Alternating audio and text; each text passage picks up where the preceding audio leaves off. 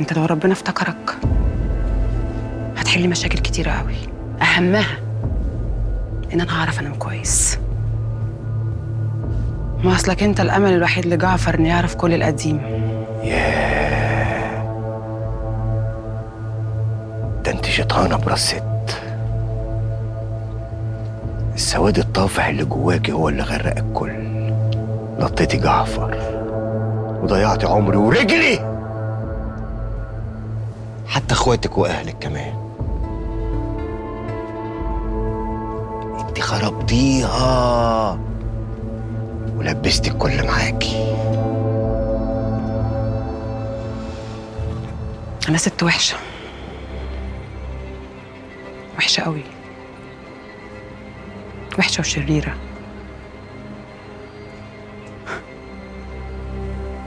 عايشة مع الراجل اللي قتل اخويا، وضحكت عليه وفهمته ان انا حامل علشان لما اجي اخطف ابنه ما تشكش فيا. كلمته لحظتها، قلت له يا جعفر الحقني، ضربوني وسقطوني وانا ما بخلفش. لا، ده انا خليت كمان الدكتور يضحك على جعفر معايا. وجعت قلبه هو وسوريا العمر كله على ابنهم. لا يا بلاد، ده انا شريره قوي، ده بجد والله العظيم مش كلام، ده انا عملت كل الراضي.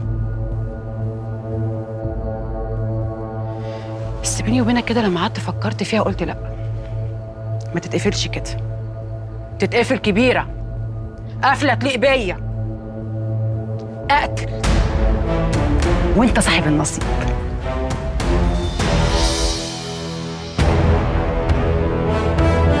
اهي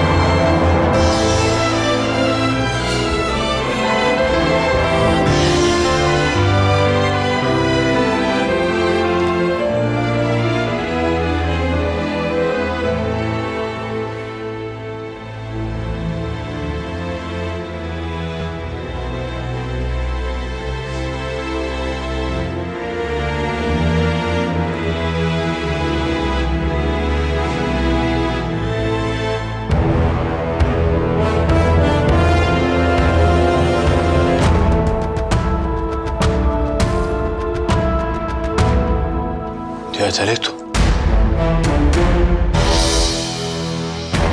انت مجنونه، انت شيطان. شوقي ما تمدش ايدك على حاجه يا شوقي. انت عملت كده ازاي؟ كان لازم يموت. عملت كده ازاي؟ ملناش فيه يا شوقي، ملناش فيه. هي اللي قتلت. احنا نمشي من هنا وهي ان شاء الله تولع تشيل شيلتها. انتوا الاتنين لو ما اتصرفتوش معايا انا هقول ان انتوا قتلتوه معايا. انتوا غرستوا معايا خلاص، حظكم.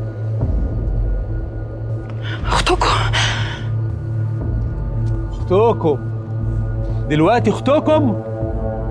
ما تفكرش في حاجه يا شوقي، ما تفكرش في حاجه وما تمدش ايدك على حاجه. يلا بينا نمشي. لا يا شوقي، شوقي فكر فيها كويس. جعفر طالما وصل لبلال يعني هيوصل لابنه، وكانت كلها مسألة وقت، والمنتن ده كان هيحكي كل حاجة. خلاص بلال مات، هندفنه، وجعفر مش هيعرف أي حاجة، هيفضل طول عمره يدور عليه وبس. شوقي زي ما موته خدمني خدمك انت كمان، وانا استحملت كتير قوي ومش هضيع كل ده في لحظة. استحملتي ايه؟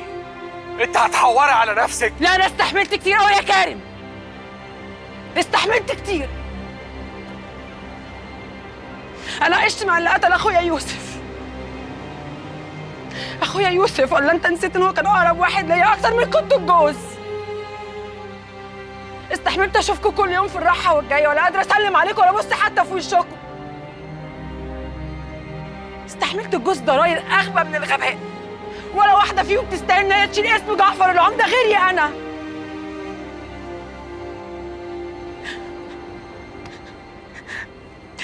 استحملت إن ربنا خلقني ست ما بتخلفش.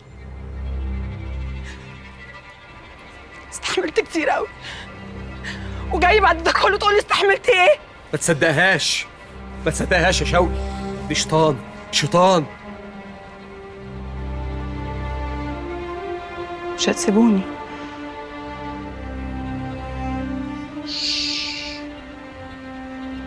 ولا حرف ولا حرف.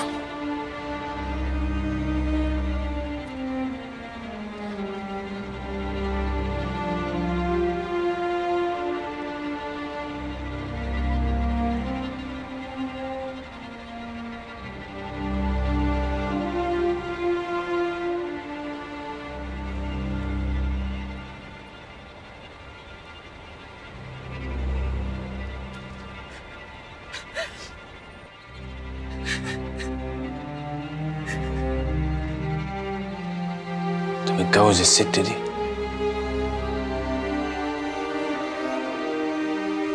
بقول لك ايه يا معلم، انا لحد كده مش هقدر اساعدكم.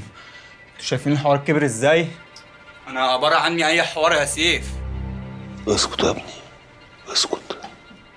حاضر حاضر يا معلم، حاضر.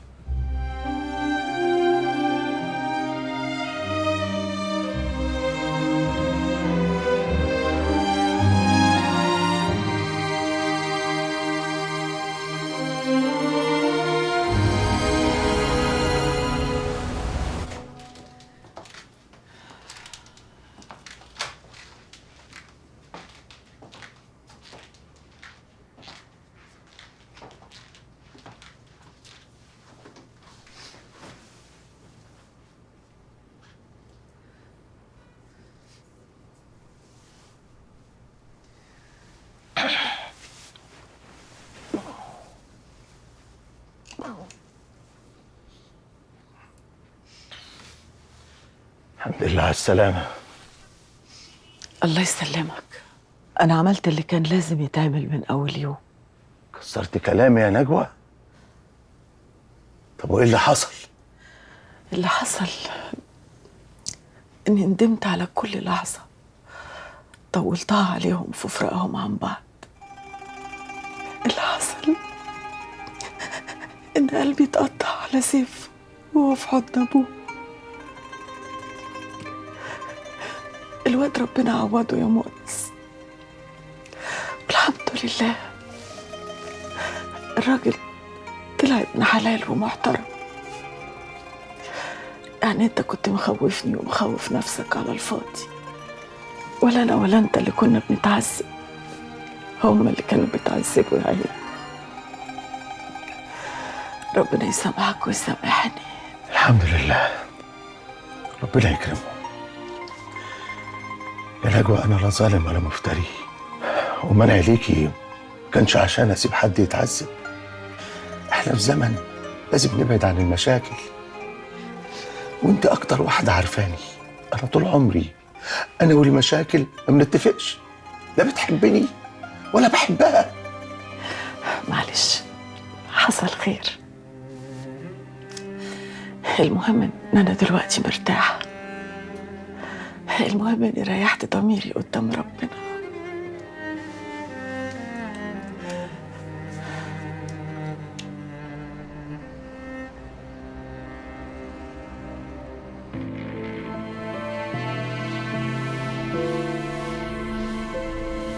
الفلوس اهي، ال5 مليون جنيه. والمحامي مجهز لك العقود وكاتب لك الضمانات، كمان خليته يحط لك شرط جزائي عشان لو اتاخرت عليكي في الارباح. وهي معقوله برضه يا هشام هتاخد عليك ضمانات؟ ايوه طبعا يا اختي، الشغل حاجه والحب حاجه تانية يا هيشو. على فكره انت بتتكلمي صح يا وداد. يا وداد انت مريحه. استاذنك عشان بيت مدير هنا. طبعا.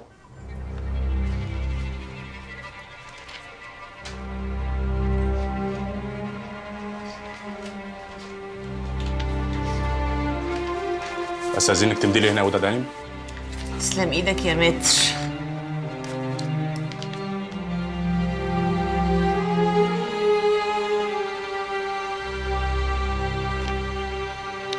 اتفضل يا ماتر.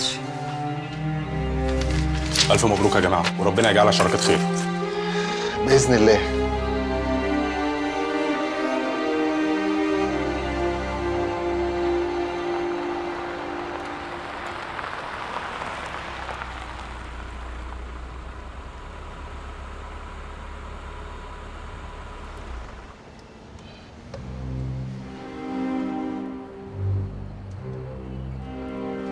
ضحكت عليه وفهمته ان انا حامل علشان لما اجي اخطف ابنه ما تشكش فيا.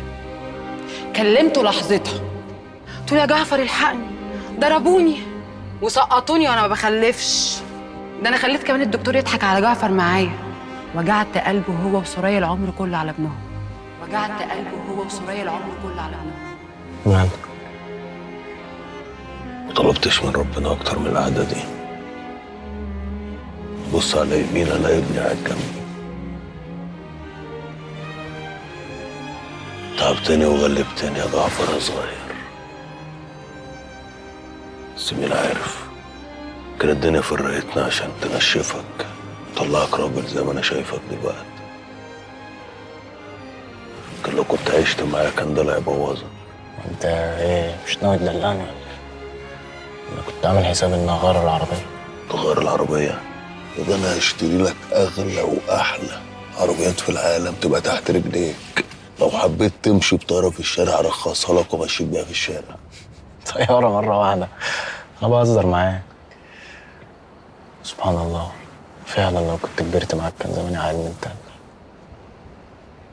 انا مش عايز حاجه، كفايه انك موجود جنبي.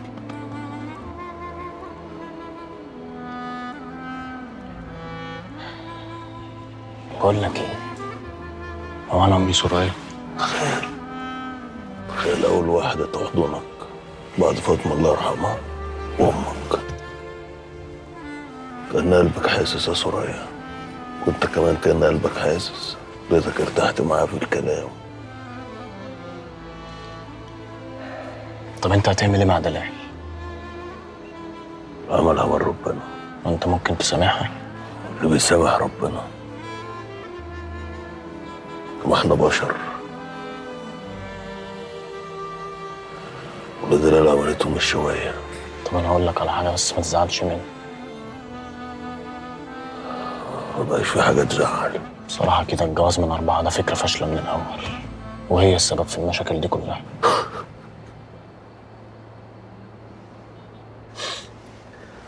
يلا انزل انزل، صدقتني. واحد شاف اللي محدش شافه النهارده. ماشي. طيب تصبح على خير. تصبح على خير يا بابا.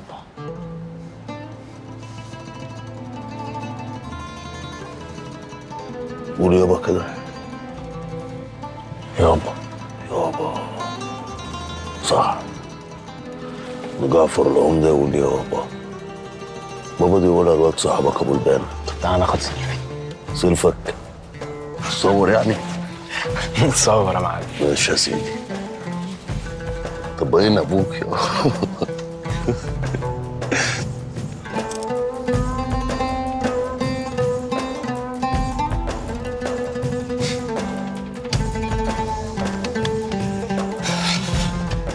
مع السلامة.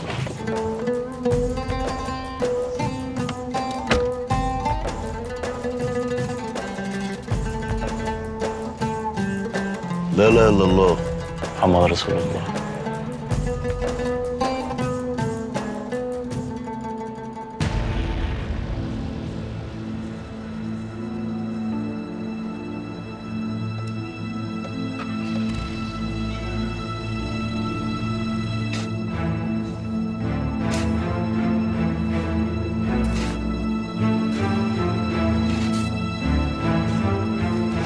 كفايه. استنوا عند العربيه.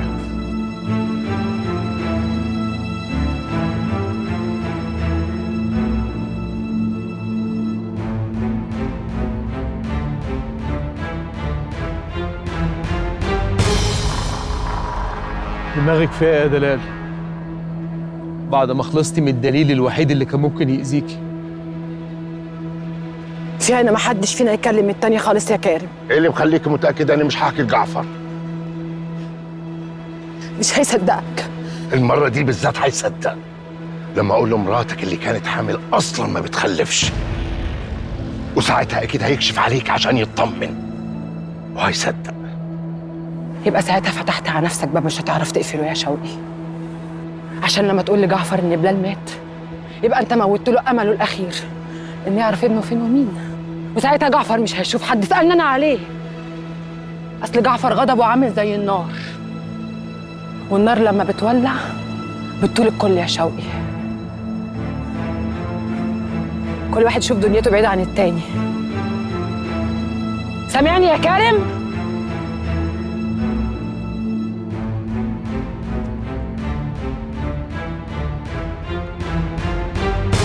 البت دي بتتكلم صح يا شوقي، البت دي بتتكلم صح. انت شايف احنا واقفين فين؟ احنا واقفين قدام جثة ودلال اللي موتتها. طور في داهية يا شوقي، طور في داهية.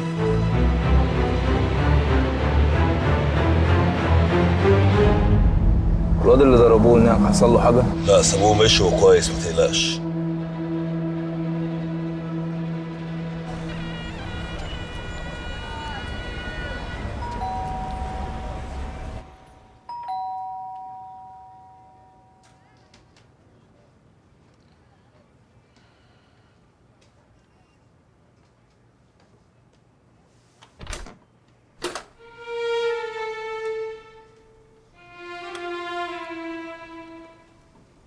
رحمة أبوك وحياة كل يوم شلتني فيه وراجل صغير، وحياة كل حاجة اتعلمتها منك.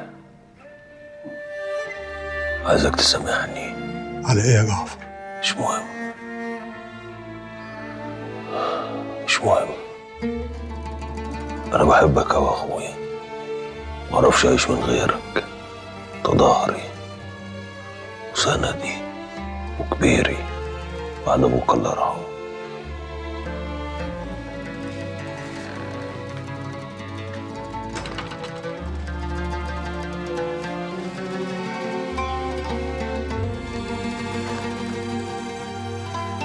تصبحوا على خير يا سعيد، تصبحوا على خير يا أخويا.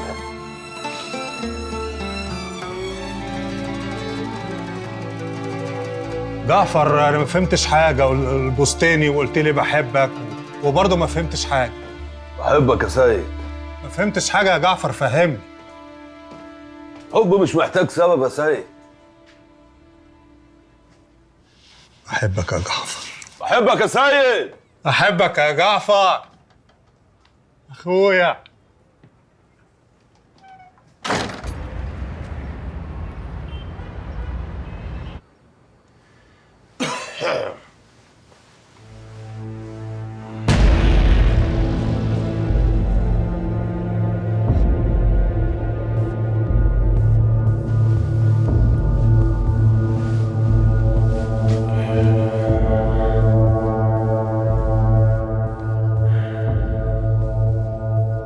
مش انت اللي سقطتها عايده يا جعفر؟ ليه بتكذب عليا تقول ان انت اللي سقطتها وانا متاكد ان في حد تاني اللي عملها؟ واكذب عليك ليه؟ انا اللي سقطت عايده. تكذب عليا عشان ترضيني؟ والله يرضيكي في ان اقول لك ان انا اللي سقطتها. عشان هي من ساعه ما جت وهي واخداك مني. دي اكتر واحده انت حبيتها يا جعفر. مش صح. انت بتحلف على المصحف. ملوش لزوم يا دلال، بعدين ما اتطلقت خلاص وانت اللي فضلتي. بس برضو مش انت اللي سقطتها، عشان انا عارفه مين اللي سقطها. مين؟ شوقي اخويا هو اللي سقطها. انا رحت له وواجهته وقلت له انا هسالك سؤال واحد بس، انت اللي عملتها ولا لا؟ قال لي هو اللي عملها. وانا نازله من عنده معرفش مين شافني، سرية ولا نرجس، وراح قال للحاجه، ومن ساعتها الحاجه ما بتكلمنيش. تفتكر ان انا صالحته؟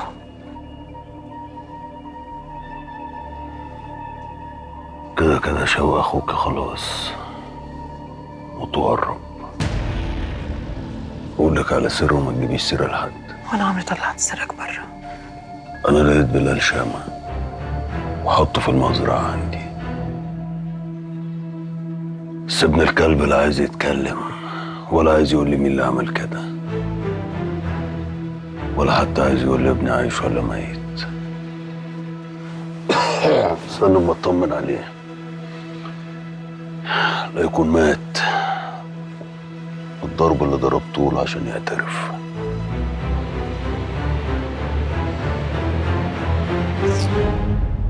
الو، طمني يا على بلال شامه يا. بتقول ايه؟ اقفل اقفل. في ايه يا جعفر؟ هرب ابن الكلب، هرب. حد هربه. مش عارف حظي عامل كده ليه مع الواد ده. انا بصراحه يا جعفر حاسه انه شوقي ليه يد في الموضوع ده. شوق اخوك يعرف مكان ابني.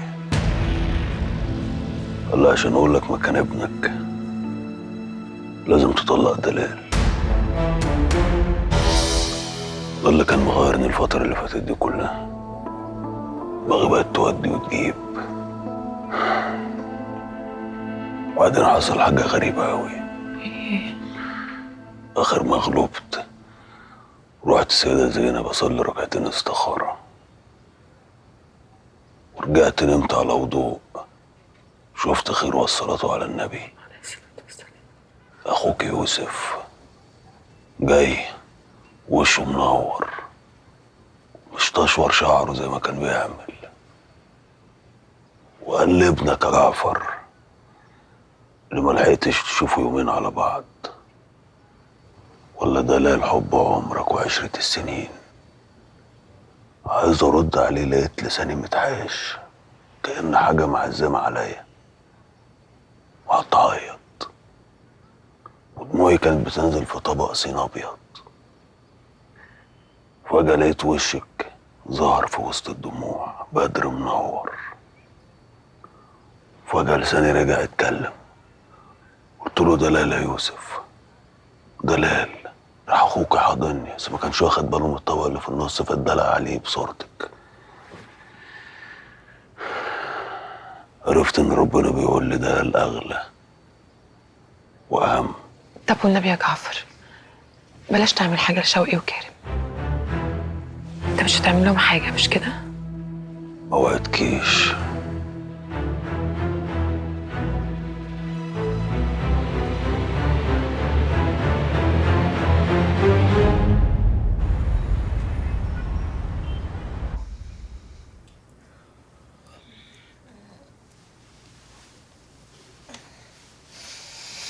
صباح الخير.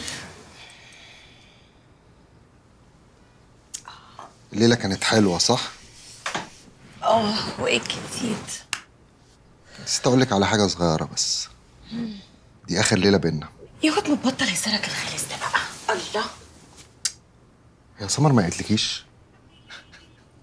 مش انا نصبت عليكي؟ يا ابني مبطل غلاسه بقى. الله. زي ما بقول لك كده نصبت عليكي. ايه؟ نصبت عليا ازاي يا روح امك؟ نصب يعني نصب. سمر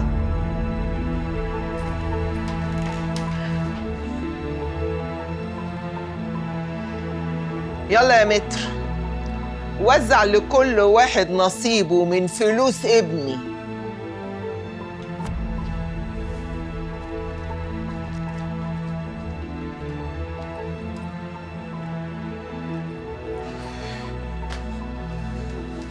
نزل الشنطة في العربية يا متر.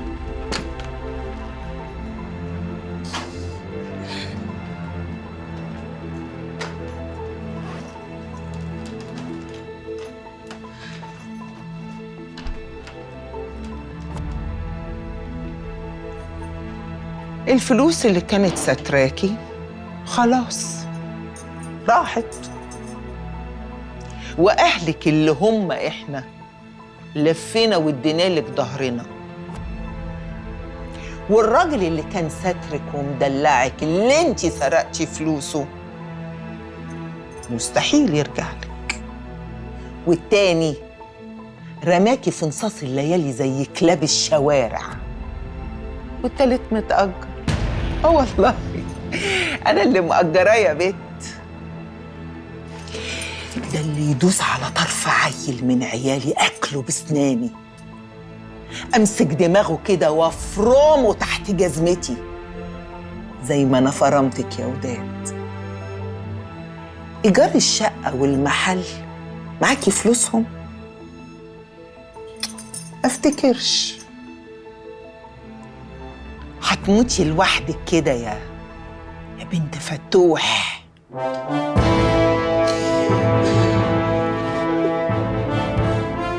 كان واجب عليكي قبل ما تفكري تعملي أي حاجة في سيد تفتكري إنه له أم اسمها وصيفة العطار.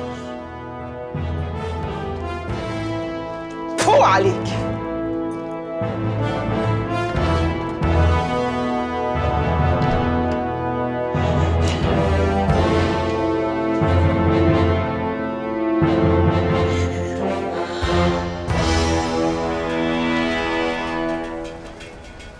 انت طلعتي مخلفه حيه يا حاجه.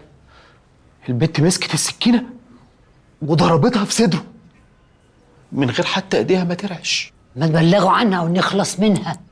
صح يا شريفه، بلغوا عنها عشان البت تتعدل، وجعفر يعرف ان بلاد شامه مات وينزل يدفنلك عيالك الاتنين اللي فاضلينلك، ونقعد انا وانتي وشنا في وش بعض نعيط على عيالنا الاربعه. بص بقى انت وهو، انا سبتكم تفكروا وتمشوا بدماغكم الفتره اللي فاتت، وكل مره كنتوا بتغرقونا. لما جعفر يقول لي هطلق دلال وتقول لي ابني فين، هقول له سيبني افكر عشان نكسب وقت لحد ما نشوف حل للمصيبه اللي انتم موقعيننا فيها ديت. وبعدين اسمعوا، لو حد فيكم فكر او سمعت له حس هضربه باللي في رجلي. سامعين؟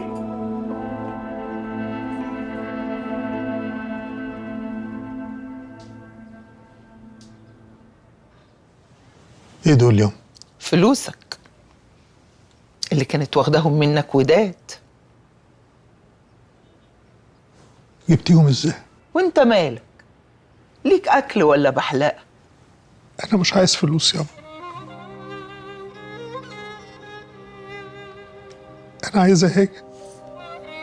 بعد كل اللي عملته فيك لسه عايز ترجع لها؟ انا مش عارفه انت طالع خايب لمين. مش قادر يابا، مش قادر اشيلها من دماغي. اتجوز غيرها علشان تنساها، بس بلاش تكون ضعيف بالشكل ده. اوعى تبص لنفسك على انك قليل يا سيد. اللي يشوف نفسه قليل وضعيف كده الناس كلها تشوفه كده. اجمد، وقف واسترجل، وحط عينك في عين اتخن تخين. خليك زي جعفر اخوك. انت عارف ايه الفرق بينك وبينه؟ ان جعفر من صغره حاسس بقيمته من وهو عمره 2 سنين. حس بقيمتك يا سيد. يا سيد ده انت لما تمشي في السيدة زينب ولا براها الكل يعرف مين سيد عبد الجواد العمدة.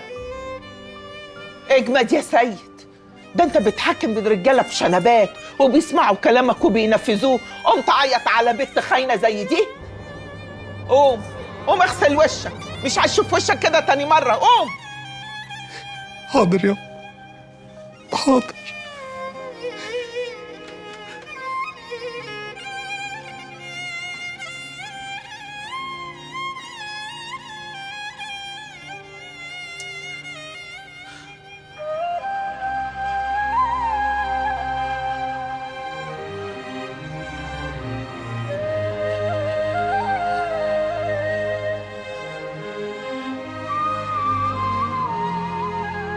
كلموني النهارده من البنك، في تحويل اتعمل لك. مش عايز اي كلام في الشغل بعد اذنك.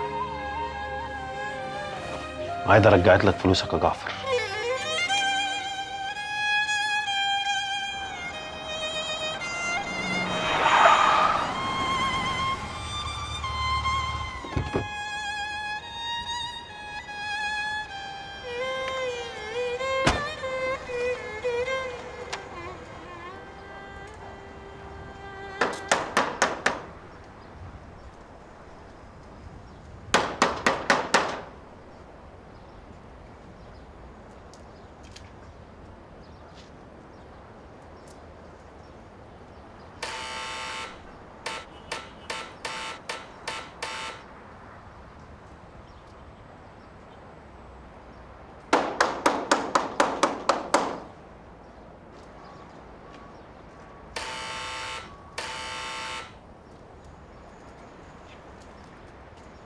ده معايده فين؟ ده معايده كانت مأجره البيت وسابته ومشيت.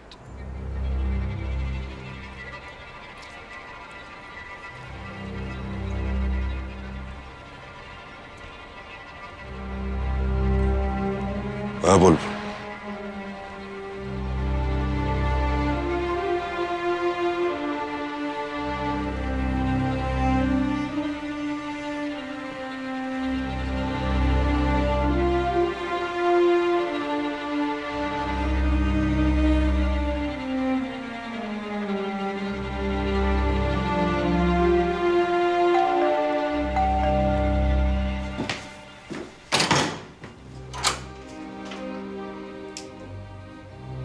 قسما بدين الله ما انا اللي عملت كده. بس انت قلت لي نزلي يا اما هتعمل كده. كانت لحظة شيطان. ما انت قلت انك بتكرهيني وبتحب فلوسي. لو انت كنت صادقة ابقى انا كنت صادق. اقف على الباب كتير. اتفضل. سيد فضلك.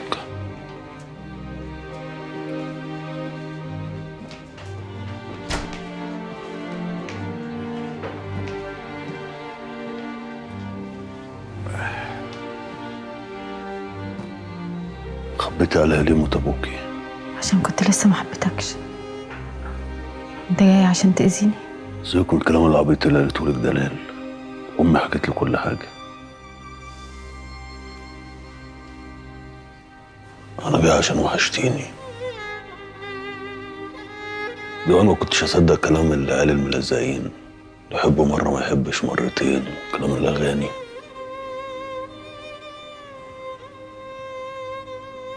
عرفت ان الحب ده حاجه تانية خالص. ازاي يعني؟ المعلم ماله هدومه، اتخن الشنبات بتقوم تقف له، لما قاله بتيجي في عينيكي قلبه بيتنفض. المعلم اللي ما بيخافش غير من اللي خلقه، بيخاف عليكي من اقل حاجه.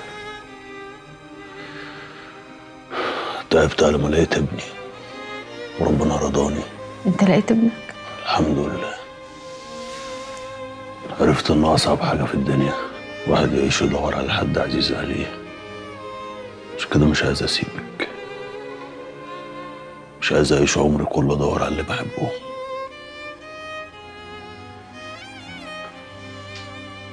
تيجي نلم الشمل تاني.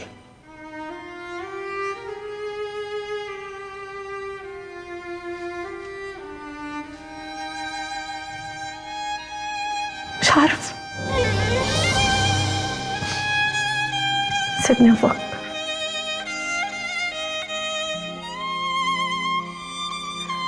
فكري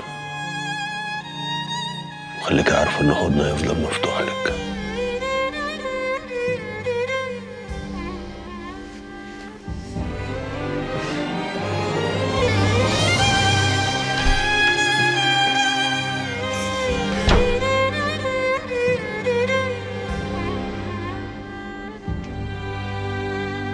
الو يا معلم سيف. يا بابا. برضه بابا؟ ايوه يابا. وايه انت فين؟ انا لسه صاحي والله، كسلت اروح الورشه النهارده. الكسل في الرزق يجيب الفقر. بقول لك ايه، انا عايز اشوف امي. تؤمر بالمجاب. شوفها.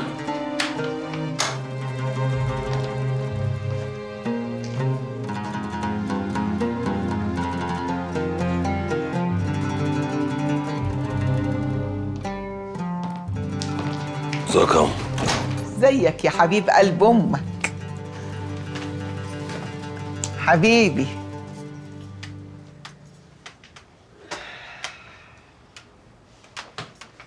الواد مصطفى لسه ما جابلكيش شغاله؟ يعني بيقول مش لاقي ولا واحده راضيه تشتغل عندي. ظلم يا أم، ظالمينك. قلت لها سد معاكي بنت افريقيه ولا فلبينيه، بس وربنا ما هتحليها وتعمل لنا مشاكل دبلوماسيه وتبقى نيله. بقول لك ايه يا جعفر، كنا عايزين انا والحاجه يعني نتكلم معاك في حاجات كتير كده. خير؟ دلال مالها؟ حاسه كده كانها مخبيه حاجه كبيره، وكانها واحده تانية غير اللي عرفتها طول السنين اللي فاتت. سرايا عندها حق يا جعفر. شئت وتعبت مع سوريا، اتحرمت من ابنك الوحيد. جوزت عليك بدل واحدة 3 وانت أصيلة وصبرة. ايه الأمنية اللي بتتمناها بنت سوريا؟ قولي لي. اتمنى ايه بس؟ ما انا كل اللي بعوزه بيجيلي. ربنا يخليك ليا. كل اللي بتعوزيه بيجيلك ولا كل اللي بتعوزيه بتسرقيه؟ طب ورحمة الميتين، انا بقالي اسبوعين ما سرقتش حاجة. صوت لنا الشلا تسرقنا بقالها 20 سنة وهتزيدنا على اسبوعين ده ما تغلطش فيهم. بالك رايق يا جعفر.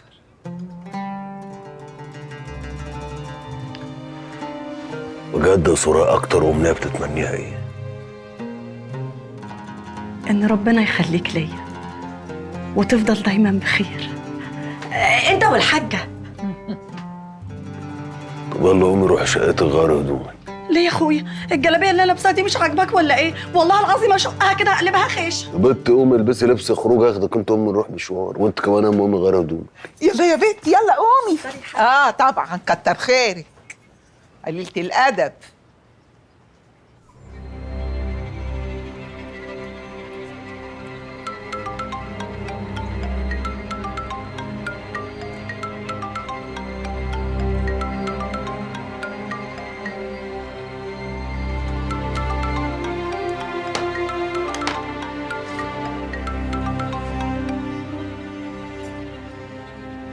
ايوه يا شوقي. جعفر عارف ان بلال اختفى من المزرعة ولا لسه؟ عارف، وفاكر ان في حد هربه.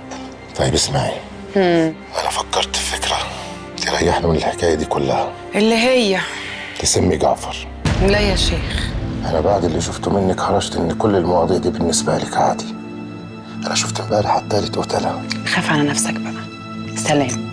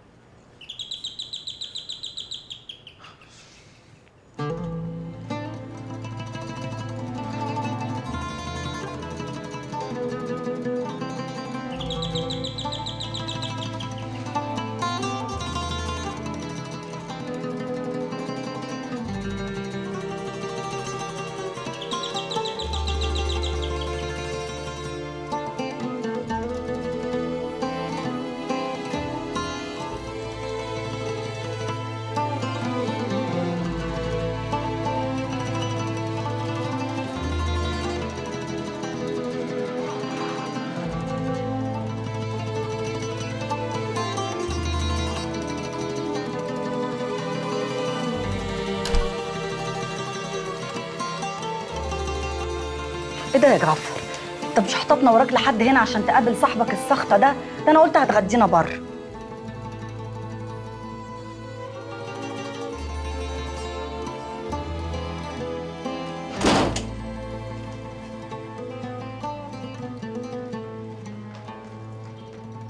لا المال الحلال بيروح ولا الخلفة الحلال بتروح.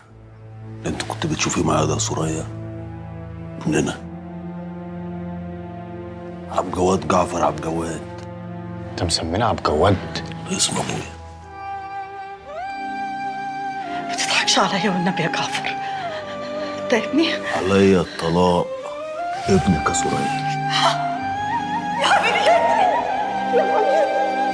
حبيبي رجع حبيب عيني نبض اللي تاه مني، يا فرقيني ويا هم غيب عني، أرض اللي كانت بور من حضنه طرحت نور، يا قلبي يا مقهور انسى الوجع غني. انت عارف انا مستنيه اليوم ده من امتى؟ انا عشت عمري كله استنى الحضن ده وهتفضل في حضني لحد ما اموت. انت خلاص بقى ما توجعيش قلبنا بقى.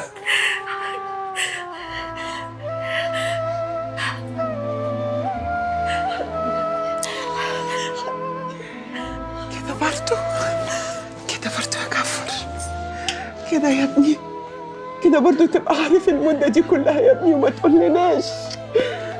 والله ما كنت اعرف يا أم. اول ما خالته قالت لي قلت لك على طول، وبعدين انا لقيته بركه دعاكي. ربنا يريح قلبك يا ابني. انت سيبيني شوية. استني والنبي يا حاجة، مالك يا حبيبي؟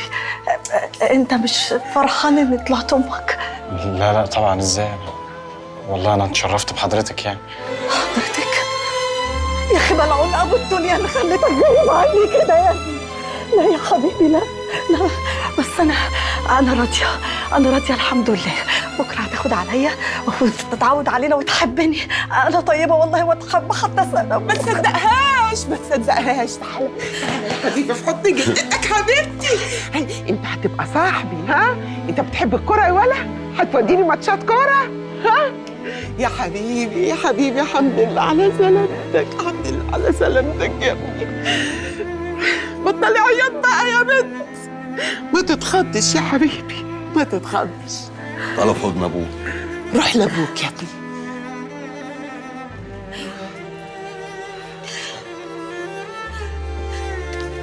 انا عارف ان اسم عبد الوهاب ده مش عاجبك عشان اسم قديم، بس ما تزعلش. اقول لك يا عبده، الحمد لله على سلامتك يا حبيبي.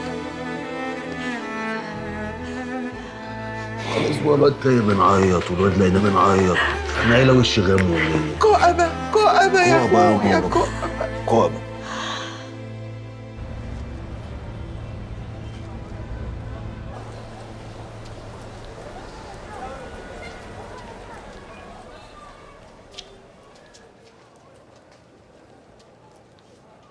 في إيه يابا؟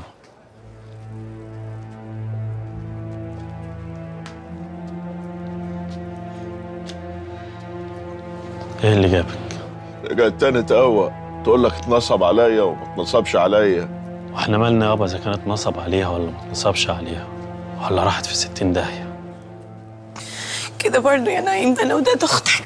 اوعي، انا ماليش اخوات، انا اختي خلاص ماتت.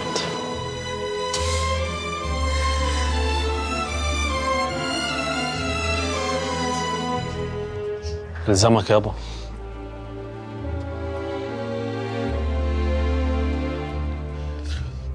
لا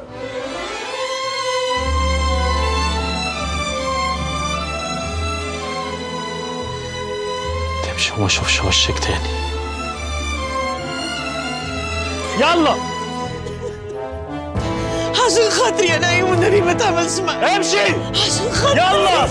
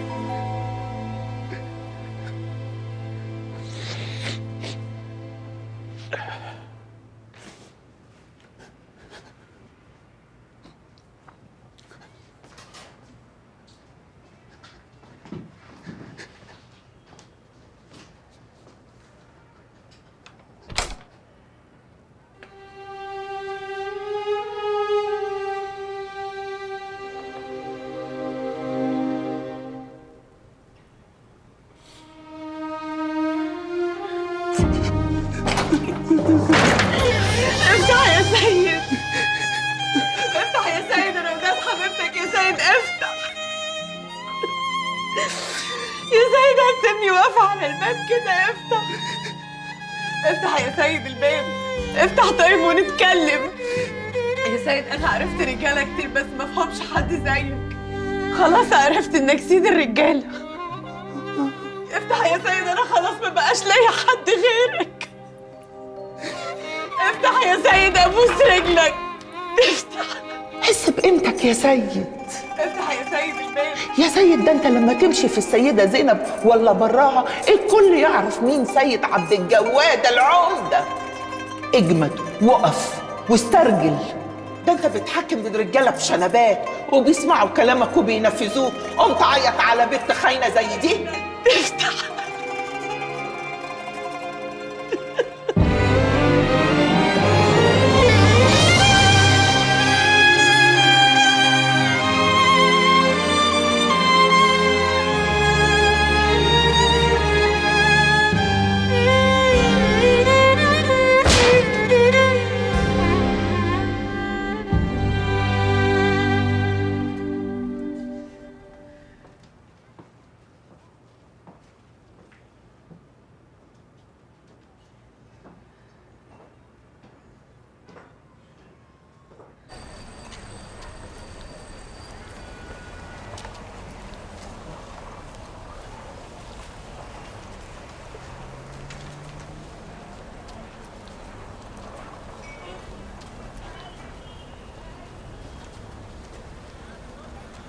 انت السبب يا اخي في كل اللي حصل فيا ده، منك لله، ربنا ينتقم منك.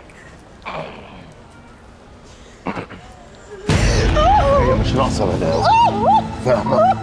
لو شفت كده تاني هقطع رجليكي، فاهمه؟ شوقي يلا قولي شوقي قولي. روحي لحد سبيلك يا بنتي.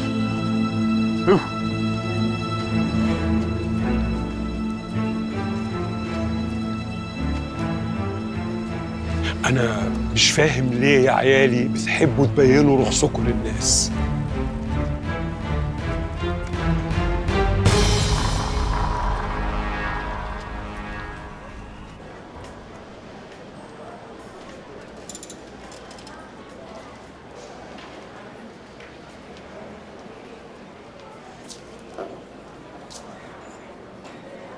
انت لسه بتحبيه؟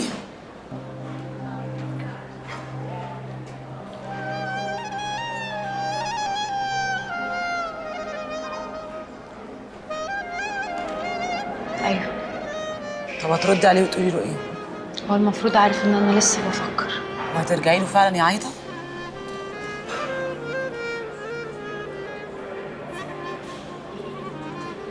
انا خدت القرار خلاص. انا مستحيل ارجع لجعفر. انا اكبر غلطه غلطتها في حياتي ان انا حبيته اصلا، وغلطتي الكبيره ان انا سمعت كلام بابا ووافقت ان انا اتجوز جعفر. الحب مش كل حاجه، مفيش بيت بيتبني على الحب وبس، لازم احترام وتقدير. انا لو رجعت لجعفر مش هبقى اكتر من كرسي في سفره كبيره، او اخد لي منه ساعه او ساعتين في اليوم بالكتير. اوحش حاجه في الدنيا ان انتي ما تحترميش نفسك او تقدريها. يبقى ازاي الناس هتقدرك او هتحترمك؟ انا ما اقدرش اعيش كده. انا اهلي ما علمونيش وكبروني عشان اقبل بالعيشه المهينه دي. مستحيل اقبل بكده.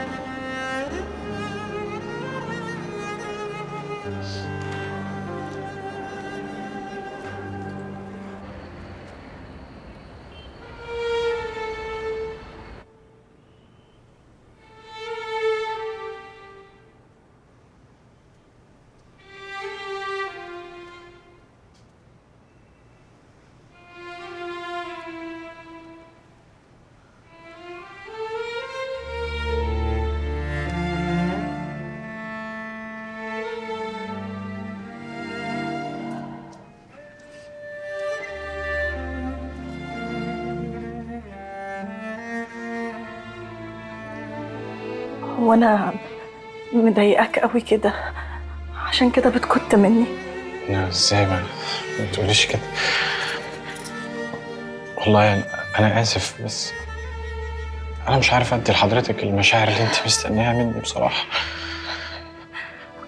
أهو أرخم حاجة في كل اللي بتقوله ده كلمة حضرتك. بس إن جيت للحق أنا عذراك. ما أنا كمان برضو عمري ما تخيلتك وانت شحط كده. كنت دايما بتخيلك وانت عيل صغير لسه على رجلي. بس خلاص انا مش طماعة، مش مهم تناديني خالص، وانا كفاية عليا ان انا شايفك قصادي كده، ولا مهم حتى انت حاسس جواك من ناحيتي بايه. مش مهم، انا بس عايزك تفضل قصاد عيني كده لحد ما اموت.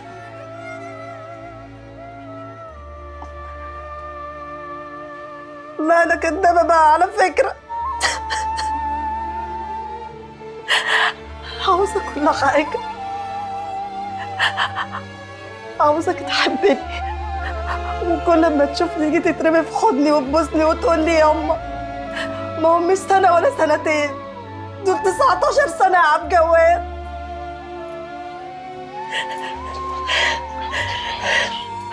اهدي بس اهدي، والله العظيم هعمل لك كل اللي انت عايزاه، بس اديني وقت، حبة وقت بس مش اكتر. والله انت شايفه انا الدنيا ملخبطه معايا خالص، انا مش مجمع ان انا واقف قدامك ولا كل اللي حصل ده. والله العظيم انا هعمل لك كل اللي انت عايزاه، بس هطلب منك طلب، والنبي بلاش عبد الجواد دي.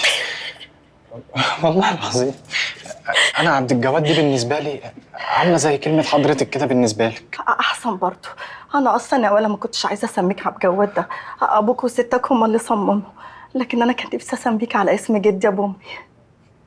كان اسمه ايه؟ عزوز. عزوز؟ لا احنا نحمد ربنا على عبد جواد.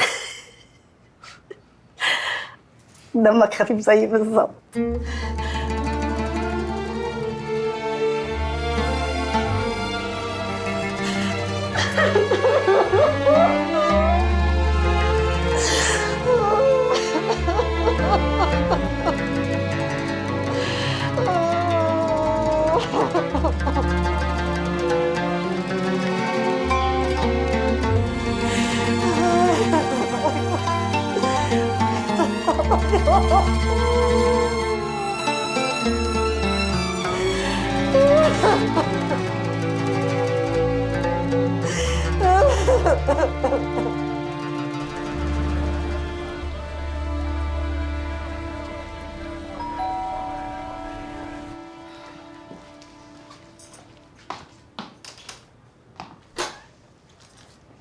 ازيك يا سيد؟ خش يا حبيبي.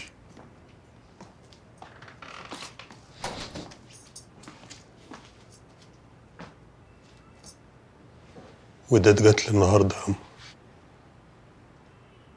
انت عملت ايه؟ قفلت في وشها الباب. الواحد هزق نفسه كتير قوي. خلاص يا حاج، من هنا ورايح هتشوفوا سيد تاني خالص غير اللي عرفته. الحمد لله. الأخبار الحلوة كده جاية بالكوم. هو في أخبار حلوة تاني يا حاجة ولا إيه؟ فرحيني. هو في يا سيد، بس أنا خايفة أقول لك يا ابني، أنت ما بيتبلش في بقك فولة. إيه يا أم؟ هو الواحد بعد كل اللي بيحصل له ده وما بيتعلمش؟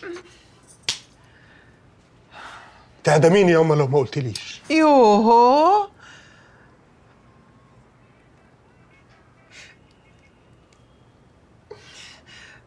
جعفر لقى ابنه وعرف طلع مين؟ طلع الواد سيف اللي هو رايح جاي معاه، اللي انت ضربته. انت كريم يا رب. انا مش مصدقه، حلم يا سيد، حلم. ما انت كريم. الحمد لله يا رب العالمين. تعالي يا دلال، تعالي يا دلال، باركت لجعفر ولا لسه؟ جعفر لقى ابنه، وعارفه مين؟ الواد سيف، الواد اللي انا ضربته.